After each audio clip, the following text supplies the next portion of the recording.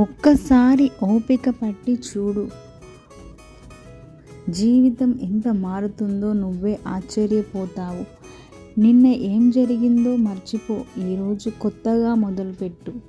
నువ్వు పడిన కష్టం ఎవరికి కనిపించకపోవచ్చు, కానీ దాని ఫలితం మాత్రం నీకు తప్పకుండా కనిపిస్తుంది.